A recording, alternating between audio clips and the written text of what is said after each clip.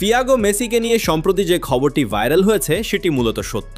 Inter Miami একাডেমির U13 দলের হয়ে অ্যাটলান্টা ইউনাইটেড U13 এর বিপক্ষে 12-0 গোলের জয়ে থিয়াগো একাই করেছেন অবিশ্বাস্য 11টি গোল। এমন পারফরমেন্সের পর স্বাভাবিকভাবেই ফুটবল প্রেমীদের নজর কেড়েছে সে। তবে এটাও মনে রাখা জরুরি, এটি ছিল অনূর্ধ্ব 13 একাডেমি পর্যায়ের একটি ম্যাচ, পেশাদার ফুটবল নয়। তাই এখনই তাকে লিওনেল মেসির উত্তরসূরি বা ভবিষ্যতের বিশ্ব তারকা বলে ঘোষণা দেওয়া ঠিক হবে না। ফুটবলে প্রতিভার পাশাপাশি ধারাবাহিকতা, কঠোর পরিশ্রম এবং সঠিক বিকাশই একজন খেলোয়াড়ের ভবিষ্যৎ নির্ধারণ করে। তবুও থিয়াগো যে অসাধারণ গোল করার দক্ষতা, আত্মবিশ্বাস এবং প্রতিভার ঝলক দেখিয়েছে তা অস্বীকার করার উপায় নেই। মজার বিষয় হলো, লিওনেল মেসিও ছোটবেলায় বয়সভিত্তিক ফুটবলে এমন অসাধারণ গোল করার ক্ষমতা দিয়েই সবার নজর কেড়েছিলেন। সবকিছু পরিকল্পনা মাফিক এগোলে 2030 সালে 18 বছর বয়সে বড় মঞ্চে থিয়াগো মেসিকে দেখার সম্ভাবনা উড়িয়ে দেওয়া যায় না। তবে আপাতত তার উপর অযথা প্রত্যাশার চাপ নয়, বরং সময় নিয়ে বেড়ে ওঠার সুযোগ দেওয়াই সবচেয়ে গুরুত্বপূর্ণ।